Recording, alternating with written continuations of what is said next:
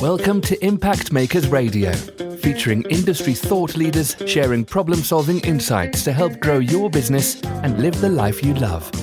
And here's your host, Stuart Andrew Alexander. Hi everyone and welcome. We are back again with another guest who's most certainly an impact maker within his own rights, and we're going to find out just why. But first, let's take a quick moment to introduce him to the show. Now, my guest today is someone who helps people get real and meaningful value from their use of the business tool known to us all as LinkedIn. He's a trusted and respected LinkedIn coach, trainer, consultant, columnist, author, blogger, and public speaker who began studying and actively using social media tools in 2005. Now, over time, he became actively involved in using LinkedIn, Twitter, Facebook, and many other social media tools to grow his own business. He has published 2 books, ladies and gentlemen, Networking for Mutual Benefit and Success Using Social Media. Both are at the core of the principles he practices and shares in his messages regarding networking and using social media. Now, and additionally, he provides one-on-one coaching, seminars, webinars, workshops, and public speeches related to the philosophies, best practices, and processes of using LinkedIn as a business tool, and is considered a world-renowned LinkedIn professional. And he's here today, ladies and gentlemen, to talk to us about some of the problems, some of the obstacles, some of the misconceptions, pitfalls, and fears surrounding the individuals and organizations he has a passion around helping the most. So please, let's welcome him to the show, LinkedIn coach and trainer, as well as public speaker, Teddy BURRISS. Teddy, welcome to the show. Are you there? I am, Stuart. Thank you very much for having me. I really appreciate you reaching across the big pond to invite me into this show. You are so welcome, Teddy, and I really appreciate you taking time out of your busy day on the other side of the pond, because I just know how busy you are. So, briefly, tell us, who is your perfect prospect, Teddy? Who is it that you help? Great question, Stuart. And I love the word prospect, but I like to take it a little broader and think of it in regards of just who can I help? Often it's not just about making money, even though that's important. But for me, I like to think about who are the people I can help in a very broad sense. My prospects fall in the funnel automatically by doing what I do, which is called lead with give. So, but if we're going to talk about it from a business perspective, who is my perfect prospect, which means the person who has the wherewithal and the ability to hire me, this would be a business consultant, sales trainers. This would be VPs or executives responsible for managing a sales organization. So that's my key focus is, business professionals, business consultants, sales consultants, and then executives who are responsible for leading sales organizations.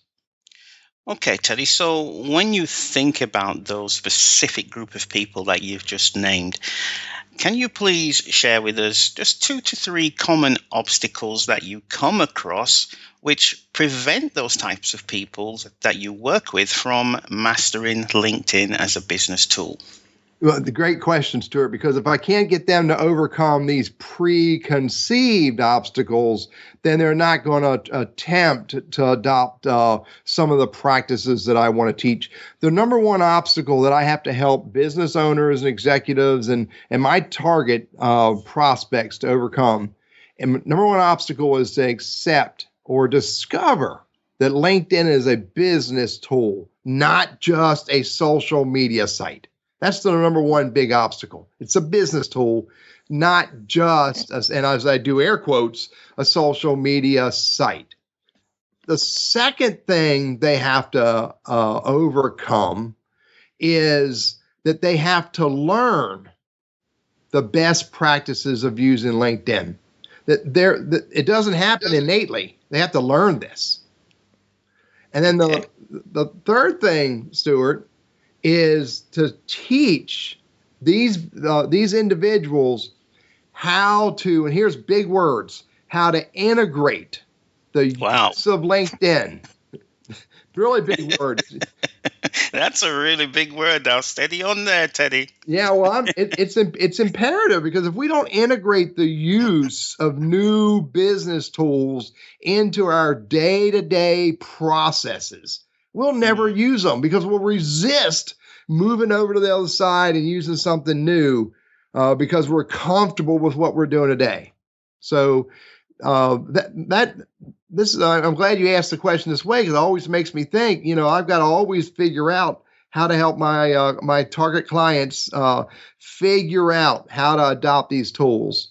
So in terms of integrating and connecting and engaging LinkedIn as a tool in their sales process, is that something that the people you work with struggle to use to create value for their business?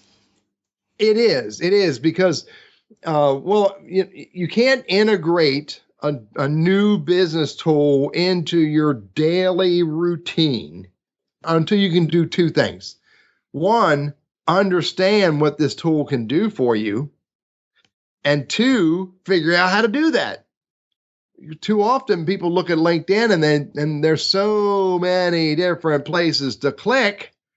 What's groups, what's companies, what's search, what's advanced search, what's messaging. And so it can be overwhelming until you get a grasp on the specific areas of LinkedIn that can create meaningful value. Okay, Teddy. So staying with the types of professionals that you have this passion around helping and have been working with on a daily basis for quite some time, what are 2 to 3 popular misconceptions they may have about taking advantage of and getting real and meaningful value from LinkedIn as a business tool? Another great question, Stuart. Well, my first issue that I have to overcome the most is that most business professionals believe that LinkedIn is a job search tool. They believe that's the only meaningful value for it. So therefore, it's not something that they need because they're not looking for a job. And I've come a long way to help people overcome that by using a phrase that most people don't use. And Stuart, you know me well enough to know a little bit different. And I use this phrase that your resume is your obituary. LinkedIn is no place to publish your obituary. I get it. It's not about job search. It's about connecting with people. So I'm getting better at helping people overcome that big misperception. The other one is that many people believe that they have to send a connect request to everyone that they meet, or they have to accept every connection request. And it really is not all about that. It's far more deliberate and far more beneficial if you have a strategy to who you send a connect request to and who you accept it from. Another big word, strategy, with the use of social media as an individual. And then here's the other big misperception, is that many people think that my best prospects aren't using LinkedIn, so I won't. Let me repeat that. My best prospects are not on LinkedIn, so I won't either. And that is failure. Why is that? Go a little bit deeper into that for us, please, Teddy. Yeah, so here's the value of social networking and networking in general. When we go to networking events, we don't often expect our best clients to be there, but who will be there is someone who we can build a relationship with, who may know our best prospect and then be able to introduce us to that person. Same thing with LinkedIn. There's 400 million people on LinkedIn. On my side of the pond, there's 113 million people in the United States using LinkedIn. And if I do all the math, There's only about 30 million people in the US who actively use LinkedIn on a monthly basis. So, but doing the math, that's not a very big number in a big picture. But who is on LinkedIn are people who could be connected to or associated with or doing business with or personal friends with the people I want to meet. So Right. that's what I have to get people to overcome. So would it be accurate to say then, Teddy, that in the position of somebody who goes to regular, let's say, offline in the real world networking meetings, face to face, toe to toe, belly to belly with people on a regular basis, would it be fair to say that similar rules and principles, ethics apply to LinkedIn also? Is there some crossover there? Is there some linkage, for lack of a better term? Absolutely. Stuart, when I wrote my first book, Networking for Mutual Benefit, I developed an edict that I live by. And the edict I live by goes like this. Networking is finding, developing, and nurturing relationships that mutually move people forward through life. It's all about connecting with people and finding out where we click. How, who are you? Who am I? How can I help you? Lead with give. And then when I have permission, how can you help me? That's in real life networking. And it absolutely transfers over to social networking. Who are you? Who am I? How can I help you? And then when I have permission based on the developing relationship, then I can ask you, how can you help more? Ask you for help of me. So what happens then, Teddy, when somebody leaves that offline environment and then they get online? Why do they change? Why do they look at this, the whole aspect of networking in a different light than they do when they're networking in person? What happened? One day I'll figure out the answer to that, Stuart. Right now, I think, and I'm only hypothesizing here, and that is that our marketing machines, the big organizations, the big brands who develop our marketing statements, our marketing practices, have coined this phrase that I am personally not a fan of. It's called social selling. And the fact that we put that word selling into any conversation, any practices, any activities that we do on social media, I believe is disrespectful to the people that I'm trying to connect with and build a relationship with. Social selling is a phrase that I really believe is being overused. That does make sense, because once you put that label of selling on anything at all, then it has a negative connotation, even though everything is selling. I'm selling myself to you right now. You're selling yourself to me and the listeners. We are constantly selling. So there's nothing wrong with selling, but it does carry this negative connotation to it. So I can totally understand where you're coming from. So Teddy, before we move on to the next question, I still want to just stay on this topic of misconceptions, especially the second one that you mentioned, where you said people have this preconceived notion that they have to connect with everybody who sends them the connection request. In fact, this is something that I've struggled with myself in the past. I get these connection requests from people that are within my own industry who are quote unquote competitors, but I know them. They're in my space. We're on the same Facebook groups. We've known each other for years. What do I do? Do I accept them? And then, they're showing up on my LinkedIn account, and maybe my prospects will see them and hire them instead of me. So touch a little bit on that for us, please, Teddy. I'm sure the listeners are going to learn something from you in that respect. This might be my next great blog post because, it's a challenge for lots of people. And I contend there are really three types of LinkedIn connectors. And again, number one being a wrong way to connect. They accept every invite and they send invites out willy-nilly to just about anybody just to build a massive stack of business cards online. And there's then the second one type of connector on LinkedIn is someone who says, I'm only going to connect with people I do business with. Right. So we have the connector who connects with the world. And I know these people. I know the people who have 30,000 connections, not followers, actual connections. And then went to build a second profile because you can only connect with 30,000. I know that guy. Then again, on the whole other end of the spectrum, I will only connect with people I do business with. I want people to fall in the middle. What I want people to do is to use where I have truly discovered great, meaningful value, is I want to connect with people who are relevant to me in many different ways. Not just my business, not just my community, not just because we met at a seminar or we met here or we had coffee there, but people who think differently than me, who are interesting, people with ideas that could help me think about new ideas for myself.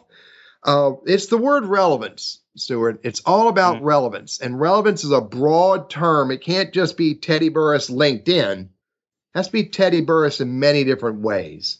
The reason I want people to have, again, a strategic plan for who to connect with is because when you build a network of people who are relevant to you in many different ways, it creates connections in many different ways.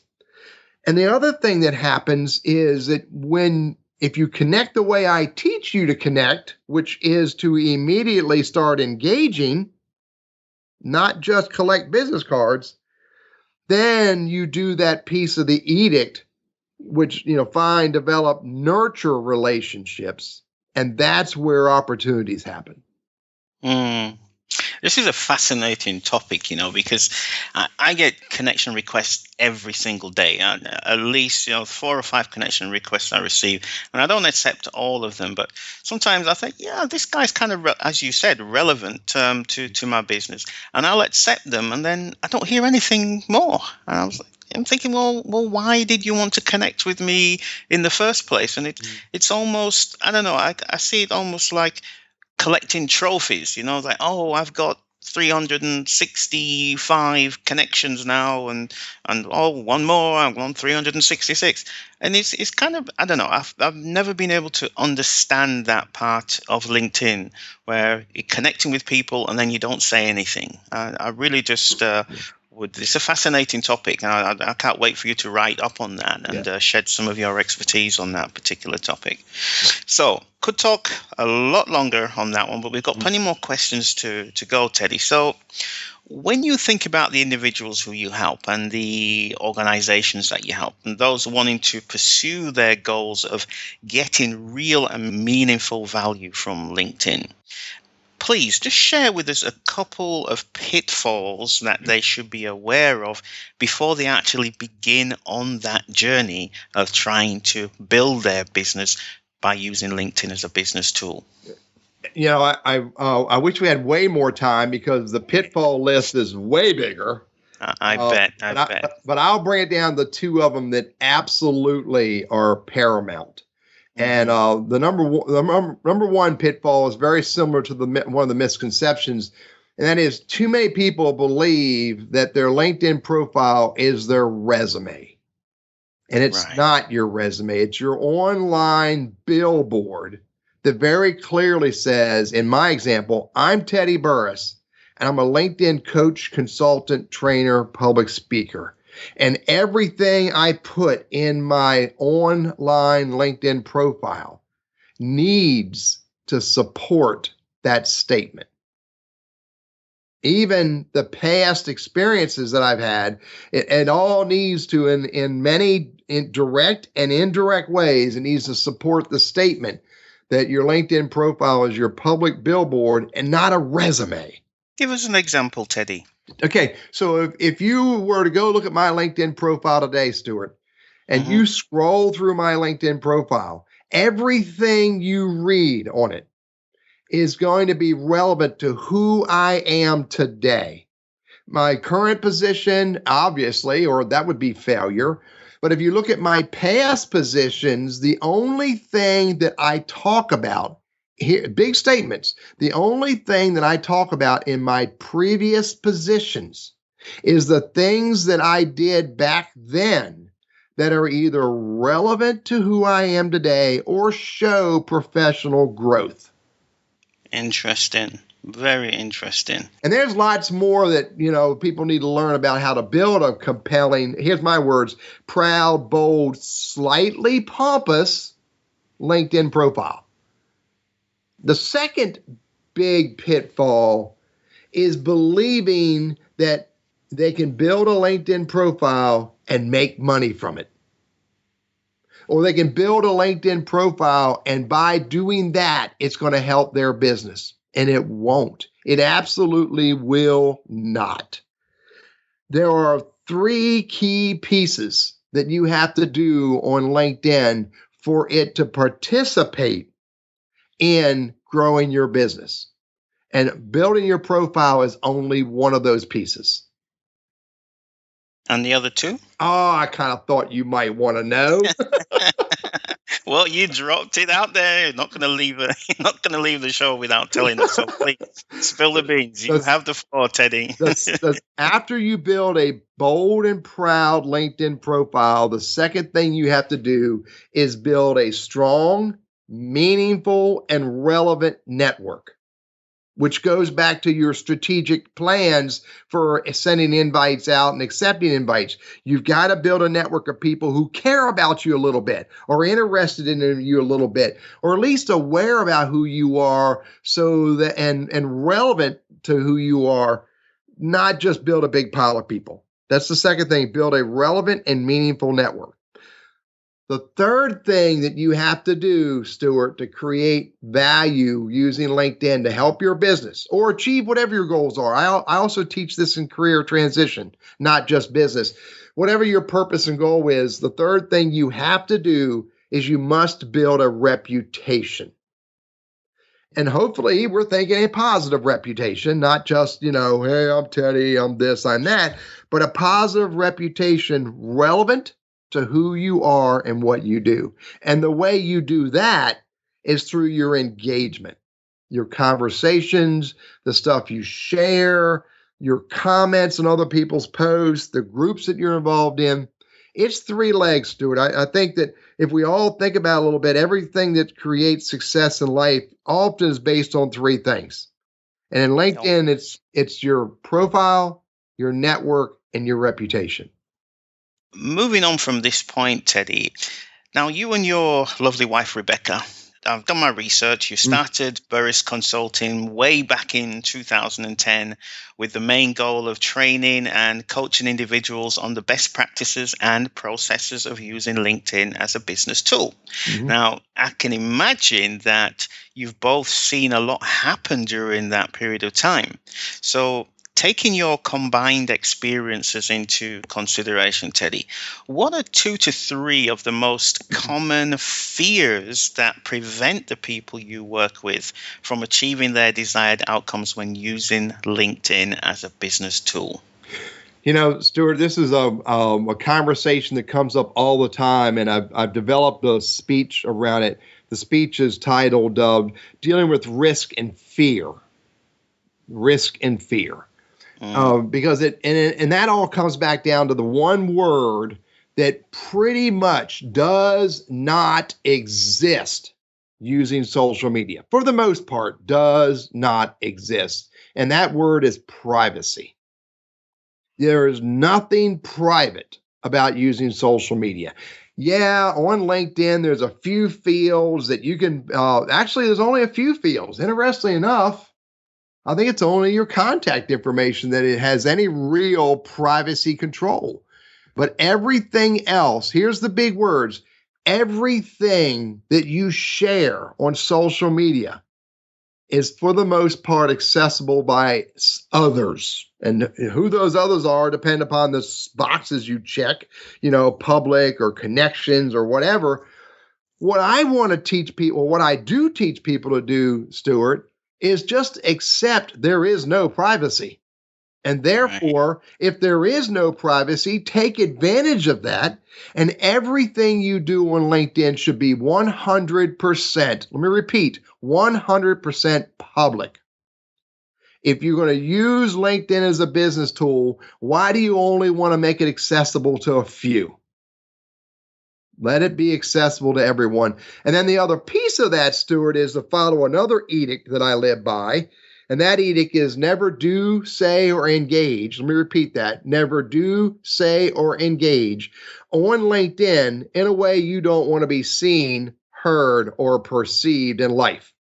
So privacy is the biggest fear that people have. And what I have to do is help them overcome that fear basically by their own actions and not share something you wouldn't share with a complete stranger. The second big fear is that, oh my golly, I'm going to get overcome by spammers.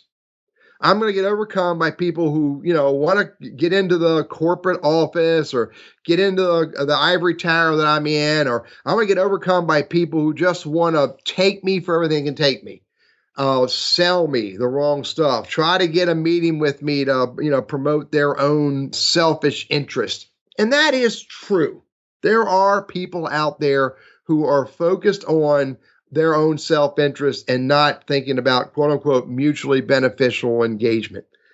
What I've discovered, Stuart, is that they aren't that many and they're easy to manage. If somebody sends me an invite and they want to connect with me and they go down the path of being a fool, then I have the ability to click on a button that tells them to go away. I have the ability to click on another button that alerts LinkedIn that they should go away permanently. In a big picture, there are spammers out there and there are people who are their only interest of themselves, but it's really not hard to manage. It's really quite easy. It's, a couple clicks and they go bye-bye. I'm a big network. I'm across the world. And I really don't get bothered by that. Share a couple of quick tips of how to spot the typical traits of a spammer, because they all leave tracks behind. Just a quick couple of sound bites. Well, a couple of them will be, if you look at their LinkedIn profile, then they're talking, and everything they write is all about the thing they sell or the service they deliver. They don't talk about them as a person. That's the first one. The other big spammers that are truly, need to be click and go away is their profile is pretty naked. There's not a lot of content on there. And if there is content, it's really very simplistic. The telltale action is they convince you that they're a good person and you connect with them. Usually the very first message you're going to get from them is, hey, Teddy, I got this whiz-bang widget I'd love to sell you. And I have a very hardcore rule that if that's the way you want to start our relationship, that's a trigger for me to say goodbye. And Teddy, sometimes when you get those kind of messages, they're not actually from spammers. They're just from somebody who just doesn't know any better. They may have good intentions, but they just don't know any better, right? That's true. And Stuart, great point, because I do have people that I connect with who I think that, they live in my region, they're in my industry, they're connected to people that I trust and respect. So for me, because this is my job, not for everybody, but for me, I'll give many of them the benefit of the doubt, and I'll let them answer to me and tell me why did they send that message. I'll give them an opportunity to redeem themselves. Exactly. So any other fears, Teddy? Well, the other big fear is that it's a big black hole of waste of time. And it absolutely can become a time suck. It can absolutely become addictive.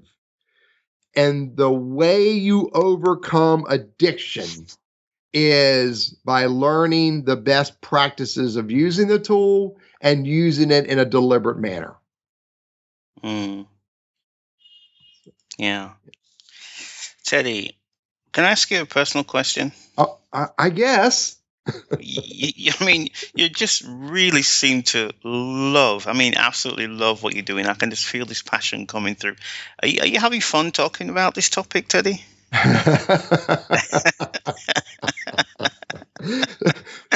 Stuart, I'm sweating profusely. I'm crying with pain. No, Stuart, I made a decision a long time ago that my purpose is to teach people how to use these tools in a meaningful way to create value.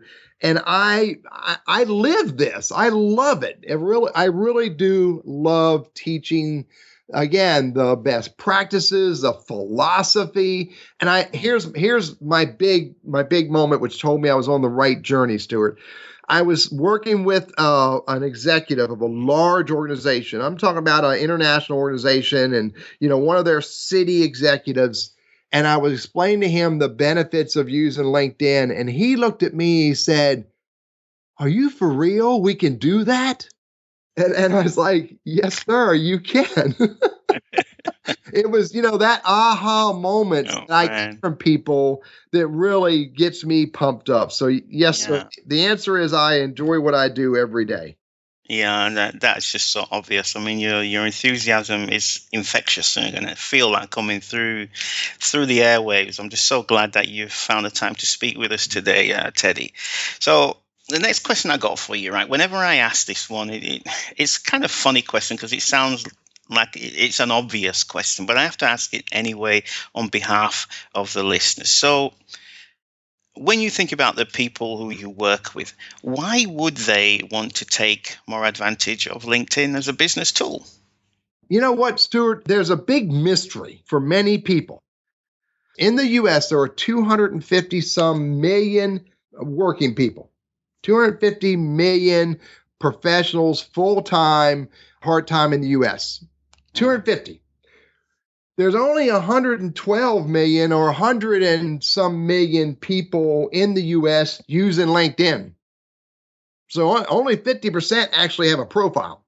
But then LinkedIn says in their annual report, Q3 2015 report, that only 25% of their people actually use LinkedIn on a routine basis, and they are actively using LinkedIn is the words they use. And the definition of actively using LinkedIn is they get on it once a month. Wow. So take the 112 and take only a quarter of that. So now I'm down to less than 30 million people in the US. Now I'm not doing worldwide, just in 30 million people in the US out of 250 million professionals are using this tool. So the reason when my clients get my coaching and get the why, I teach the why before I teach the how. And the why is if you're willing to adopt using a new business tool, you can be in front of everybody else, because only 25% of the 112, which is really only 12% of the business professionals in the US, 12% of the business professionals. It goes back to this, Stuart. We've had over our decades, we went from the telex to the fax. From the fax machine to text messaging, from text messaging to Twitter. And look at another channel. We went from telephones, landlines, party lines. Did you have party lines in when you were a kid, Stuart? Yeah, sure. Yeah. Absolutely. So we went from party lines to personal phones to digital phones to cell phones. Now we have Google Voice and Skype phones. And then figure out, how does social media play a role as a communications tool? And so when the business professionals that I coach understand that social media is a business communications tool, and that they have the opportunity to be a leader adopting and using this tools the right way and be in front of their peers, i.e. competitors, when I show them that their clients and their prospects are potentially using this tool, or the people who are using this tool can introduce them to it, it's the sum of all of that. The fact that it's a communications tool, new age communication tool that's not going away, 1 to 2 new LinkedIn members every second. 1 to 2 new LinkedIn members every second. It's not going away. And so it's adopting the philosophy that it's a communications tool that when we use it right will create value. That's why my clients use this. Teddy, it's been a great interview so far. We know obviously a little bit more about who you are and this passion that you have around helping the solopreneurs and corporations and the consultants, people in sales, the trainers, the vice presidents, and the executives that you work with. You've spoken about some of the most common obstacles and the popular misconceptions that they may have bought into. And you touched on the harmful pitfalls they should be aware of when pursuing using LinkedIn as a business tool. And you also mentioned some of the fears that hold them back, as well as some of the emotional and logical reasons, what you've just shared with us. So now that we know all of that, Teddy, let's just talk a little bit about your solution. What is it exactly? Does it have a name? Does it have a brand? And what made you come up with the idea? You've kind of touched a little bit on it, but what inspired you to help the kinds of people that you work with today? Now, I know that was about 3 million questions in one sentence, right? But just to encapsulate it all, tell us a little bit about your backstory and how it links to where you are today and what you do. Well, and I'm glad that you asked, do I have a brand for what I teach? Because I'm developing that brand message, Stuart. And I'll share it with you, and I'd love to have your take on it. My backstory is that in 2005, I went to sell IT solutions after a very successful year as an IT, in the IT industry in pretty much every area you can be, and for the most part working with as an employee for corporate America. And so when I decided to start my retirement journey, which is a word that I don't use often because it doesn't really fit me, I decided that one thing I needed to practice more was not only being a Toastmaster, so I went and studied Toastmasters, but I also decided I needed to learn how to sell better. So I decided, what better way than become a salesperson in an industry that I understand, which is IT. So I went to sell IT solutions, and the guy who hired me, when I asked him what's the one thing I need to do to be successful working for him, he said, I want you to grip and grin your way through every chamber event, collect as many business cards as you can, and put them in our CRM system and call them until they buy.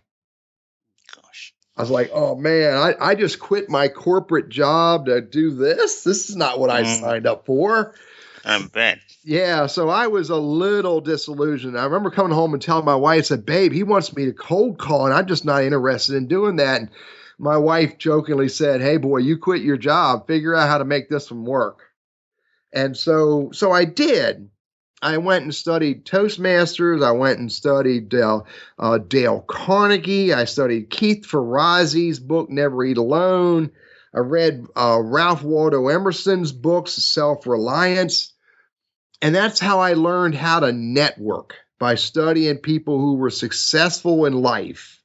And success is a broad word, doesn't mean just dollars.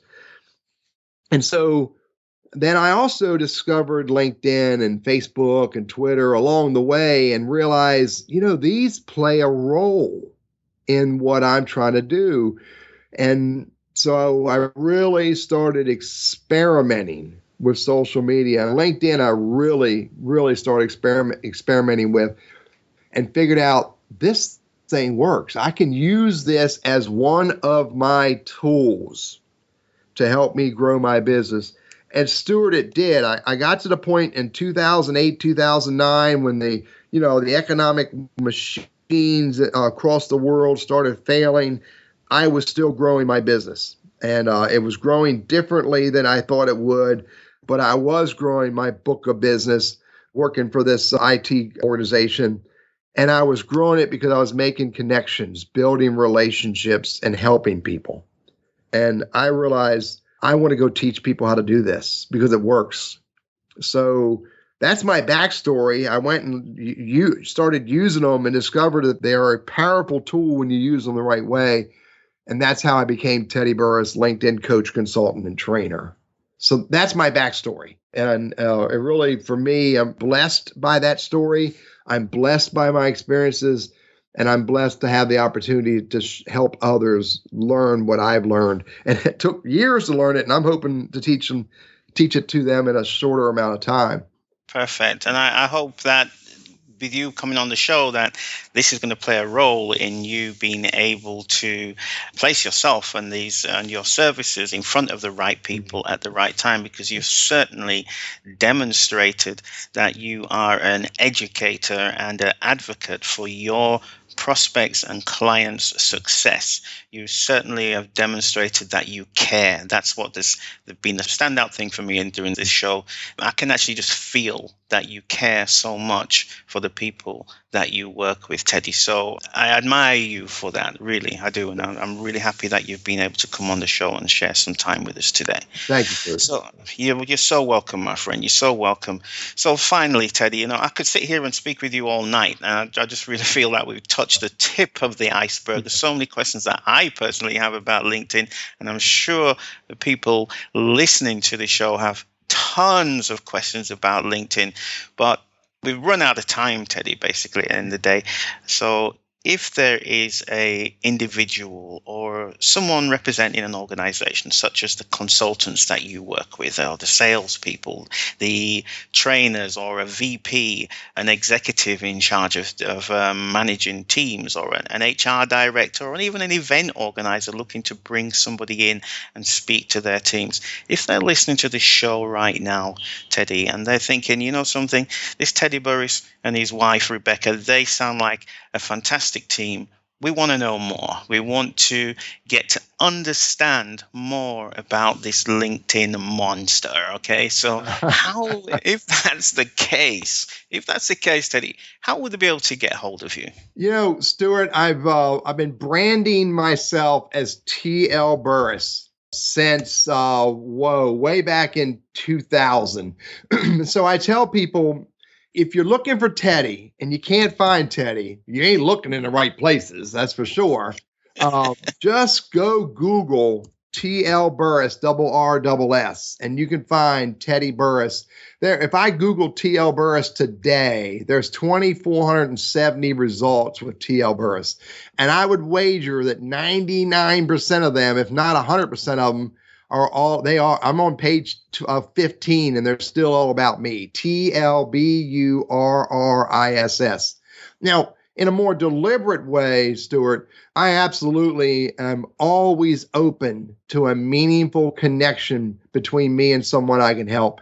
And so I actually share my LinkedIn profile. Just go find Teddy Burriss, RRS on LinkedIn. And if you want to connect with me, send me an invite. And let me know why you want to connect. Give me some meaningful statement in the message that you should send. And I will almost always accept an invite that's sent to me with some meaningful message. The last offer, Stuart, is I'm absolutely fine with people finding my phone number. I absolutely am fine worldly with people finding my phone number. And so if you go Google TL Burriss or look at my about.me page, my phone number is public. And so I'm open to phone calls to 336-283-6121. And I'm going to tell you, Stuart, I get lots of phone calls. More often than not, they're meaningful. Perfect. So if somebody was interested in reading your books, Teddy, could you just share the details about those two books that you have out there once more, please? Absolutely, sir. The first book is the one that really is the core of everything I teach. The title is Networking for Mutual Benefit. And it's all about how to find people, how to connect with people, how to lead with give, and how to wait until you have permission to ask and only ask for something that you believe exists. And you have to read the book to understand what that means. You never ask for something that you don't know exists. That doesn't work. The second book is called Success Using Social Media. And it's where I take my practices, my best principles that I learned by networking, and I adopted them into the use of social media. So networking for mutual benefit and success using social media are my two core books, and they're both available on Amazon and Kindle and paperback anywhere. Actually, I'm just recently sold some in the UK through Amazon. Look, Teddy, we have run out of time here. I just want to thank you and your lovely wife, Rebecca, for coming onto the show and just being so open and just laying your cards on the table and just being so helpful. For anybody who's out there listening to the show right now and you do have some issues with LinkedIn, Teddy is obviously the man that you need to be speaking with. If you prefer something more of a softer, more vibrant, more alluring, hands-on approach, then Rebecca is a person you need to ask for as well. They've both been working this business since 2010, so they know what they're doing. So with that said, Teddy, before we go, do you have any final thoughts that you'd like to share with the listeners out there? Stuart, I would love to hear that people practice a belief that has changed my life. And that belief, that practice, is that you lead with give. And you have to have a strategic plan, you have to have a goal, you have to have a purpose. But when you lead with give in everything you do in life, it comes back to you. And call it a God thing, call it a worldly thing, call it karma. Call it anything you want. When you lead with give, it comes back to you. Thank you for tuning in to Impact Makers Radio. To listen to all past, present and future industry thought leaders and trendsetters, visit us at impactmakersradio.com.